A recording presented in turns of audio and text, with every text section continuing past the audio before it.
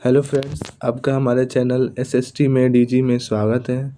आज हम क्लास 10 के हिस्ट्री के सेकंड चैप्टर भारत में राष्ट्रवाद को पढ़ने वाले हैं। तो इसी चैप्टर को हमने कल एनसीईआरटी की बुक के द्वारा पढ़ा था। यहाँ पर हम इस चैप्टर को हैंड रिटन नोट्स के साथ पढ़ने वाले हैं। तो ये हमारे चैप्टर का पहले पार्ट के नोट्स हैं।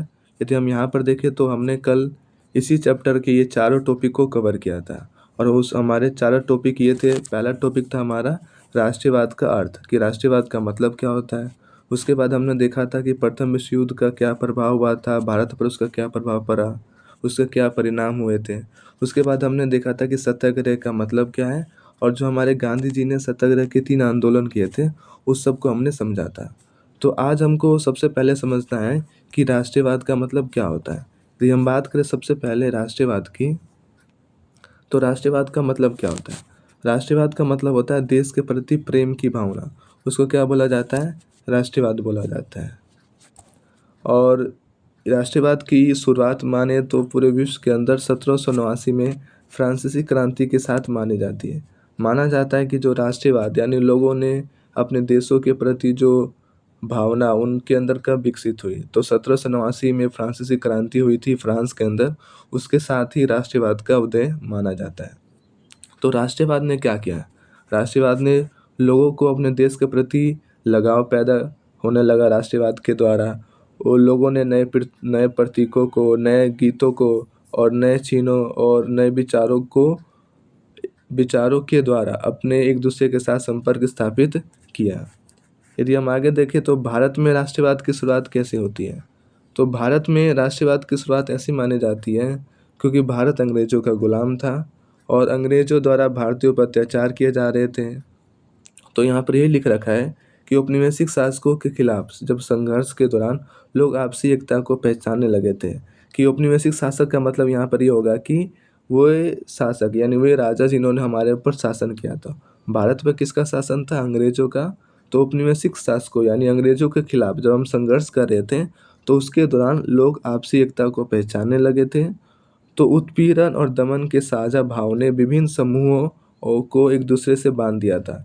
मतलब जो ये बता रहा है कि उत्पीड़न उत्पीड़न का मतलब कि भारतीयों पर जो अत्याचार किए जा रहे थे, जो उनका दमन किया जा रहा था, उसके साझा भाव ने लोगों को क्या किया, एक दूसरे के साथ बांध दिया, यानी एक दूसरे को एकता के सूत्र में पिरो दिया। तो हम आगे बात करें तो अभी तक हमने ये पहला टॉपिक देखा कि राष्ट्रवाद का मतलब क्या होता है। पर हमने यहाँ देखा था राष्ट्रवाद का अर्थ होता है देश के प्रति प्रेम की भावना। और राष्ट्रवाद की शुरुआत मानी जाती है यूरोप में 1789 की फ्रांसीसी क्रांति के बाद। उसके बाद राष्ट्रवाद के आने के बाद लोगों के अपने देश के प्रति लगाव पैदा होने लगता है। लोगों ने नए प्रतीकों, नए गीतों और नए चिन्हों और विचारों के द्वारा एक दूसरे से संपर्क स्थापित किया। उसके बाद हम देखें पहला विश्व युद्ध तथा उसके प्रभाव। तो आपको यहाँ पर ये याद रखना जरूरी है कि जो हमारे अभी तक पूरी दुनिया में अभी तक 2 विश्व युद्ध हुए। कितने विश्व युद्ध हुए, 2। तो पहला विश्व युद्ध हुआ था हमारा 1914 से लेकर 1918 तक और दूसरा विश्व युद्ध हुआ है 1939 से लेकर 1945 तक। तो आपको ये दोनों विश्व युद्ध को याद रखना है कि पहला विश्व युद्ध कब हुआ, 1914 से लेकर 1918 तक और 1939 से लेकर 1945 तक। और आपको यहाँ पर यह भी बात याद रखनी है कि इन दोनों विश्व युद्धों में अंग्रेज हमारे शामिल थे। यदि बात की जाए पहला विश्व युद्ध कब हमारा समाप्त होता है तो 1918 में। उसके बाद 1919 के बाद पहले विश्व युद्ध के क्या प्रभाव होते हैं या उसको बोल दे क्या परिणाम होते हैं, तो यहाँ पर हम देखने वाले। तो सबसे पहला होता है कि रक्षा व्यय में भारी इजाफा हो जाता है। क्या हो जाता है, रक्षा व्यय में। रक्षा व्यय का मतलब होता है कि रक्षा का बजट, सरकार के द्वारा जो रक्षा का यानी जो सैनिकों पर जो किया जाने वाला खर्च है उसमें बहुत ज़्यादा इजाफा हो जाता है। तो यदि जब हमारा रक्षा व्यय बजट बढ़ गया था तो सरकार ने कर्जे लिए थे। तो यहाँ पे ये लिख रखा है सेकेंड कि युद्ध के नाम पर क्या लिए जाते हैं, कर्जे लिए जाते हैं। तो हमने यहाँ पर देखा था पहले विश्व युद्ध के परिणाम। तो सबसे पहले ये हुआ कि रक्षा व्यय में भारी इजाफा हो गया और दूसरा युद्ध के नाम पर कर्जे लिए गए।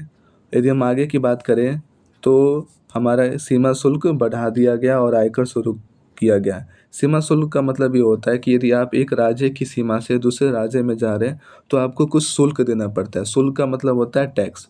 क्या मतलब होता है, शुल्क का मतलब होता है टैक्स। तो आपको जो टैक्स देना होता है उसी को हम क्या बोलते हैं, सीमा शुल्क बोलते हैं। तो सरकार ने क्या किया, जो सीमा शुल्क था उसको बढ़ा दिया और आयकर शुरू किया गया। तो आयकर का यहाँ पर मतलब है कि जो आप जितना पैसा कमा रहे हैं, आप साल में या अपने महीने में जितना पैसा कमा रहे हैं उसका कुछ परसेंट आपको सरकार को देना होगा। इसको क्या बोला जाता है, आयकर बोला जाता है। उसके बाद सरकार ने क्या किया, तो युद्ध हो रहा था, युद्ध के दौरान सिपाहियों की भी भर्ती ज़रूरी थी। तो अंग्रेज़ों ने जो गाँव में हमारे नौजवान थे, जो युवा लोग थे, उसको उन्होंने जबरन जबरन सेना में भर्ती करना शुरू कर दिया। तो चौथा ये हुआ कि गाँव में सिपाहियों को जबरन भर्ती किया जाने लगा। उसके अलावा 1920 से 1921 के आसपास हमारे देश के बहुत सारे हिस्सों में फसलें खराब हो गई थी, जिसके कारण खाद्य पदार्थों का अभाव हो गया। किसका हो गया, खाद्य पदार्थों का अभाव हो गया। उसके बाद हम आगे देखें तो फ्लू की बीमारी फैलने के कारण 120 से 130 लाख लोगों की जान चली गई। तो यहाँ तक हमने अभी तक क्या क्या देखा, इसको एक बार पढ़ते हैं। तो अभी तक हमने देखा कि राष्ट्रवाद का मतलब क्या होता है, फिर उसके बाद हमने देखा कि पहला विश्व युद्ध कब हुआ था, उसके क्या क्या प्रभाव पड़े। तो आगे हमको पढ़ना है सत्याग्रह का मतलब क्या है और सत्याग्रह के कौन कौन से आंदोलन हुए थे। यदि बात की जाए सबसे पहले सत्याग्रह का मतलब क्या होता है, तो सत्याग्रह का मतलब होता है सत्य के लिए आग्रह। यदि आप सत्य के लिए आग्रह करें, सत्य के लिए आप आवाज़ उठा रहे हो, तो उसको क्या बोला जाता है, सत्याग्रह बोला जाता है। उसके बाद यदि हम यहाँ पर बात करें तो ये विचार किसने लाया था, तो सत्याग्रह का विचार गांधी जी लेकर आए थे। तो हमारे गांधी जी, आपको याद रखना होगा, जनवरी 1915 में कहाँ से लौटे थे, दक्षिण अफ्रीका से। तो जब दक्षिण अफ्रीका से गांधी जी भारत लौट कर आए थे, तो उन्होंने अपने साथ यह विचार लाया था। तो ये विचार क्या कहता है, इसको देखते हैं। तो इसमें अहिंसा की शक्ति पर जोर दिया जाता है। किस पर, अहिंसा। एक तो होती है हमारी हिंसा, हिंसा का मतलब होता है लड़ाई झगड़ा, और दूसरा होता है अहिंसा। अहिंसा में आपको शांति शांति के द्वारा प्रदर्शन करना, हड़तालें करनी है, जुलूस निकालनी है, लेकिन किसी भी अहिंसा या हिंसक तरीके का प्रयोग नहीं करना होता है। दूसरा यदि बात करें तो गांधी जी का विश्वास था कि अहिंसा का जो यह धर्म है, सभी भारतीयों को एकता के सूत्र में बांध सकता है। गांधी जी को ये लग रहा था कि भारत में बहुत सारी विविधता है, उनके बीच में जाति पाति ये सब चीज़ें हैं, तो ये अहिंसा का धर्म है, सभी भारतीयों को एकता के सूत्र में बांध सकता है। इससे पहले गांधी जी ने अहिंसा के इस आंदोलन को उन्होंने दक्षिण अफ्रीका में भी प्रयोग करके देखा था। दक्षिण अफ्रीका में क्या था, वहाँ पर नस्ल भेदी सरकार थी। नस्ल भेदी सरकार का मतलब ये होता है कि जो सरकार लोगों को रंग के आधार पर भेदभाव करती थी।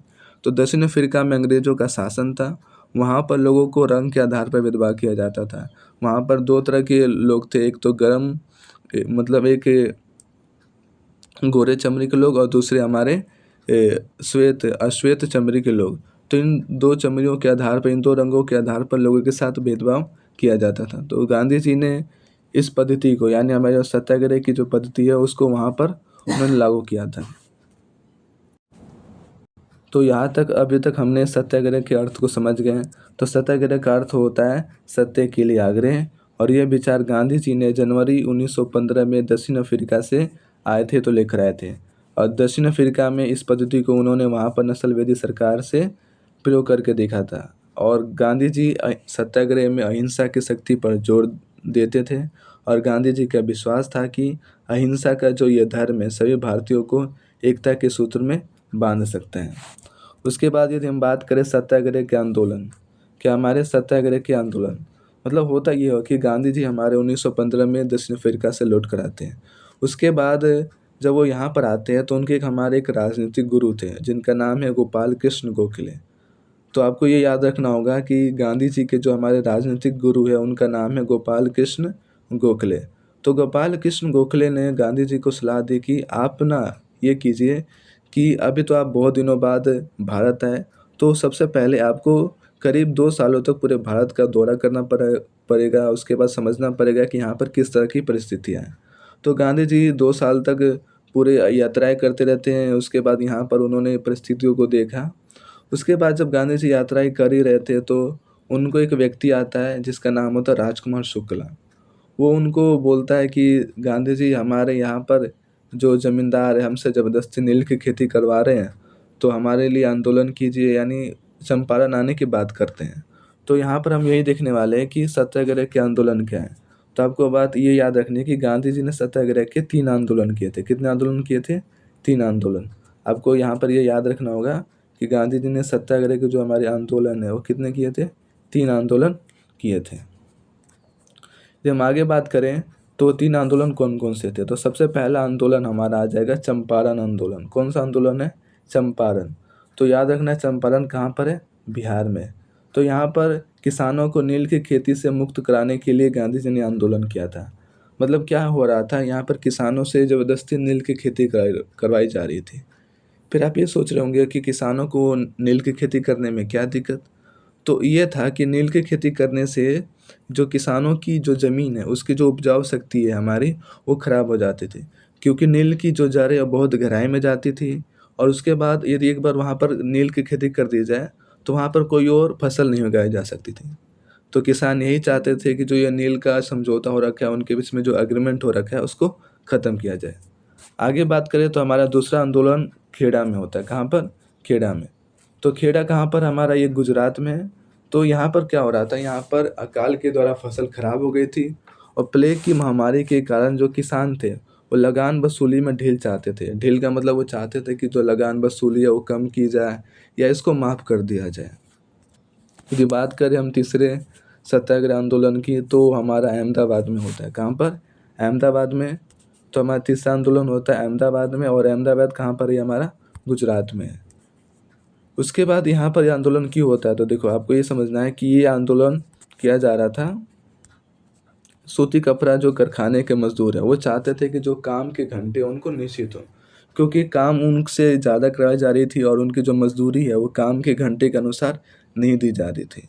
तो मज़दूर चाहते थे कि जो उनकी मज़दूरी है वो काम के घंटे के अनुसार दी जाए, और वो उनके काम के स्तर को भी सुधारना चाहते थे। तो अभी तक हमने यहाँ पर जो हमने पहले पार्ट में कल बुक के द्वारा जो पढ़ा था उसके हमने हैंड रिटन नोट्स देखे। उसके बाद जो आपको सेकंड पार्ट में पढ़ना है, तो उसमें जो सबसे पहला आपका टॉपिक है उसका नाम है रोलेट एक्ट। क्या नाम है? Roulette act. एक्ट का मतलब होता है कानून। तो यहाँ पर हम रोलेट एक्ट को देखने वाले हैं। तो सबसे पहले ये समझिए रोलेट एक्ट को क्या बोला जाता है। रोलेट एक्ट को यहाँ पर काला कानून भी बोला जाता है। क्या बोला जाता है? काला कानून भी बोला जाता है रोलेट एक्ट को। तो इसको काला कानून क्यों बोला जाता है? यदि बात की जाए सबसे पहले तो रोलेट एक्ट की, तो रोलेट एक्ट को 1919 में, कब? सन 1919 में इंपीरियल लेजिस्लेटिव काउंसिल ने बहुत जल्दीबाजी में पारित कर दिया था। तो रोलेट एक्ट ये भारतीयों के विरोध के बावजूद 1919 में जो हमारी इंपीरियल लेजिस्लेटिव काउंसिल है इसने इसको पारित कर दिया था। तो ये कानून क्या कहता है? इस कानून के द्वारा सरकार को राजनीतिक गतिविधियों को कुचलने और जो हमारे राजनीतिक कैदी हैं उसको 2 साल तक बिना मुकदमा चलाए जेल में बंद रखने का अधिकार मिल गया था। तो इस कानून के द्वारा सरकार को राजनीतिक गतिविधियों को कुचलने और राजनीतिक कैदियों को 2 साल तक बिना किसी मुकदमा चलाए जेल में बंद रखने का अधिकार मिल गया था।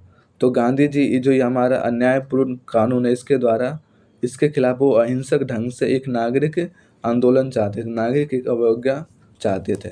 इसके लिए गांधी जी क्या करते हैं, 6 अप्रैल को एक हड़ताल के साथ इस आंदोलन की शुरुआत करते हैं। तो इसके लिए क्या हो रहा था, विभिन्न शहरों में रैली जुलूस निकालने गए, रेलवे जो कर्मचारी हमारे हड़ताल पर चले गए, दुकानें बंद हो जाती है। तो इससे जो हमारे भयभीत अंग्रेज़ों ने क्या किया, स्थानीय नेताओं को हिरासत में ले लिया और फिर गांधी जी के दिल्ली प्रवेश पर पाबंदी लगा दी गई। तो देखो क्या हुआ था, गांधी जी ने ये बोला कि जो हमारा रोलेट एक्ट है इसके खिलाफ हम 6 अप्रैल से हड़ताल की शुरुआत करेंगे। तो जब लोगों ने ये खबर सुनी तो उन्होंने रैलियाँ निकालना शुरू कर दी, हड़ताल करना शुरू कर दिए। उसके अलावा जो हमारे रेलवे कर्मचारी है उन्होंने वहाँ से नौकरी छोड़ दी। तो उसमें हमारे जो भयभीत अंग्रेज़ों ने क्या किया, ये जो हमारे स्थानीय नेता है उनको हिरासत में ले लिया और गांधी जी के दिल्ली प्रवेश पर पाबंदी लगा दी गई। उसके बाद क्या होता है अगला कि 10 अप्रैल को पुलिस ने क्या किया, अमृतसर में एक शांतिपूर्ण जुलूस पर गोली चला दी। तो एक जुलूस निकल रही थी, तो वहाँ पर 10 अप्रैल को तो 10 अप्रैल की जो एक जुलूस पर अंग्रेज़ों ने गोलियाँ चला दी। तो इसके बाद क्या हुआ, इसके बाद जो हमारे गुस्साए लोगों ने बैंकों, डाक खानों और रेलवे स्टेशनों पर हमले करने लगे। और इन सब को देखते हुए अंग्रेज़ों ने क्या किया, राज्य के अंदर मार्शल लॉ लागू कर दिया। तो अभी तक हमने ये देखा है कि हमारा जो 10 अप्रैल को पुलिस ने अमृतसर में गोली चला दी थी एक जुलूस के ऊपर। इसके बाद लोगों ने बैंकों, डाक खानों और रेलवे स्टेशनों पर हमले करने लगे थे, और इन सब को देखते हुए मार्शल लॉ लागू कर दिया गया था, और जिसकी कमान किसको शामिल कर दे दी गई, जनरल डायर को। तो मार्शल लॉ की जो कमान मिल गई थी हमारी जनरल डायर को। उसके बाद यदि बात की जाए तो हमारा 13 अप्रैल 1919। तो 13 अप्रैल 1919 को क्या हुआ था, तो यहाँ पर सबसे पहले आप ये समझिए 13 अप्रैल 1919 को इस दिन ना अमृतसर में सालाना बैसाखी का मेला मनाया जा रहा था। मतलब जो हर साल बैसाखी मनाई जाती है, तो उसका मेला यहाँ पर आयोजित किया जा रहा था हमारे जलियांवाला बाग में। तो इस मेले में शिरकत करने के लिए, यानी इस मेले में शामिल होने के लिए सभी बच्चे, महिलाएं, पुरुष सभी शामिल थे। और जो हमारे शहर से दूर जो लोग हैं उनको तो ये भी नहीं पता था कि यहाँ पर क्या किया जा चुका है, मार्शल लॉ लागू किया जा चुका है। और बहुत सारे लोग तो सरकार द्वारा जो लागू किए गए जो हमारा काला कानून था, रोलेट एक्ट था, उसका विरोध प्रकट करने के लिए इकट्ठा हुए थे। और बात की जाए यहाँ पर तो जो हमारा जलियांवाला बाग का जो मैदान था वो चारों तरफ से बंद था। इसमें जाने का और निकलने का एक ही रास्ता था। तो जनरल डायर वहाँ पर हथियारबंद सैनिकों के साथ वहाँ पहुँचा। उसने बाहर जाने के रास्ते को बंद कर दिया और भीड़ पर अंधाधुंध गोलियाँ चलाना शुरू कर दी, और इस गोलीबारी में बहुत सारे लोग मारे गए। तो जैसे ही जलियांवाला बाग की घटना की खबर मिली तो लोग सड़कों पर उतरने लगे, हड़तालें होने लगी, लोग सरकारी इमारतों पर हमले करने लगे। तो सरकार ने क्या किया जी, ये जितनी भी कार्रवाई है उसको निर्ममता के साथ कुचलने का रास्ता अपनाया। उन्होंने लोगों को अपमानित करने लगे, ज़मीन पर नाक रगड़ने के लिए और सड़क पर घिसट कर चलने के लिए मजबूर किया जाने लगा। तो हिंसा फैलते देख गांधी जी ने आंदोलन को वापस ले लिया। तो अभी तक हम इसमें हमने क्या देखा, तो यदि हम बात की जाए शुरू से, तो हमने देखा था कि रोलेट एक्ट, जिसको हम क्या बोलते हैं, काला कानून भी बोला जाता है, और ये हमारा 1919 में इम्पीरियल लेजिस्लेटिव काउंसिल ने बहुत जल्दीबाजी में पारित कर दिया था। और इस कानून के द्वारा सरकार को राजनीतिक गतिविधियों को कुचलने और राजनीतिक कैदियों को 2 साल तक बिना मुकदमा चलाए जेल में बंद रखने का अधिकार मिल गया था। और गांधी जी चाहते थे कि इस कानून के खिलाफ एक हमारा अहिंसक ढंग से एक नागरिक अवज्ञा होना चाहिए। तो इसके लिए गांधी जी 6 अप्रैल को एक हड़ताल की घोषणा करते हैं कि 6 अप्रैल को हड़ताल के साथ हम इस आंदोलन की शुरुआत करेंगे। तो इसके लिए क्या होने लगा, विभिन्न शहरों में रैली निकालने लगे, जुलूस निकाला जाने लगा, रेलवे जो कर्मचारी है वो हड़ताल पर चले गए, दुकानें बंद हो गई। तो इससे घबराकर अंग्रेज़ों ने क्या किया, स्थानीय नेताओं को हिरासत में ले लिया और गांधी जी के दिल्ली प्रवेश पर पाबंदी लगा दी गई। फिर 10 अप्रैल को पुलिस ने अमृतसर में एक शांतिपूर्ण जुलूस पर गोली चला दी। इसके बाद लोग बैंकों, डाकखानों और रेलवे स्टेशनों पर हमले करने लगे, और इन सब चीज़ों को देखते हुए अंग्रेज़ों ने उस राज्य के अंदर यानी अमृतसर के अंदर मार्शल लॉ लागू कर दिया गया, और जिसकी कमान जनरल डायल को दे दी गई। फिर 13 अप्रैल 1919 का दिन था और ये बैसाखी का दिन था, और जलियांवाला बाग में बैसाखी का मेला मनाया जा रहा था। इस मेले में सभी बच्चे, पुरुष, महिलाएं सभी शामिल थे। जो हमारे शहर से दूर लोग हैं उनको ये पता भी नहीं था कि यहाँ पर मार्शल लॉ लागू किया जा चुका है। तो काफ़ी सारे लोग तो सरकार द्वारा जो लागू किए गए दमनकारी कानून का विरोध प्रकट करने के लिए इकट्ठा हुए थे। और जो हमारा मैदान था ये चारों तरफ से बंद था। जनरल डायर यहाँ पर हथियारबंद सैनिकों के साथ पहुँचता है। उसने बाहर जाने का एक ही रास्ता था, उसको बंद कर दिया और भीड़ पर बिना रुके गोलियां चलाने का आदेश दे दिया, जिसके कारण सैकड़ों लाखों लोग मारे गए। और जैसे ही जलियांवाला बाग की घटना की खबर मिली, लोग सड़कों पर उतरने लगे, हड़तालें करने लगे, सरकारी इमारतों पर हमला करने लगे। फिर सरकार ने इन सब चीज़ों को बड़े निर्ममता से कुचलने का प्रयास किया, लोगों को अपमानित करने लगे, ज़मीन पर नाक रगड़ने के लिए और सड़क पर घिसट कर चलने के लिए मजबूर किया गया। हिंसा फैलते देख गांधी जी ने इस आंदोलन को वापस ले लिया। तो अभी तक हमने इस चैप्टर के अंदर राष्ट्रवाद के अर्थ को समझे, प्रथम विश्व युद्ध और उसके प्रभाव को हमने देखा। उसके बाद हमने सत्याग्रह के अर्थ को समझा, फिर सत्याग्रह के आंदोलन को देखा। उसके बाद हमने रोलेट एक्ट जो हमारा सत्याग्रह था उसको हमने समझा। उसके बाद यहाँ पर हमको अगला देखना है टॉपिक, असहयोग आंदोलन। तो देखो, गांधी जी ये चाहते थे ना कि वो बहुत बड़ी संख्या वाला आंदोलन खड़ा करना चाहते थे, लेकिन भारत में ये दिक्कत आ रही थी, जब तक हिंदू और मुसलमानों को एक साथ नहीं किया जा सकता था, जब तक ऐसा कोई भी बड़ा आंदोलन नहीं किया जा सकता था। इसके लिए गांधी जी खिलाफत का मुद्दा लेकर आते हैं। उसको हम अगली क्लास में पढ़ने वाले हैं कि खिलाफत का मुद्दा क्या होता है, फिर असहयोग आंदोलन कैसे शुरुआत होती है। आई होप आपको ये सब सारी चीज़ें समझ में आई होगी। तो अगली क्लास में हम खिलाफत के मुद्दे और असहयोग आंदोलन को समझने वाले हैं। यदि आपको ये हैंड रिटन नोट्स अच्छा लगा तो हमारे चैनल को सब्सक्राइब करें और उसके अलावा ये नोट्स आपको टेलीग्राम चैनल पर मिल जाएंगे। धन्यवाद।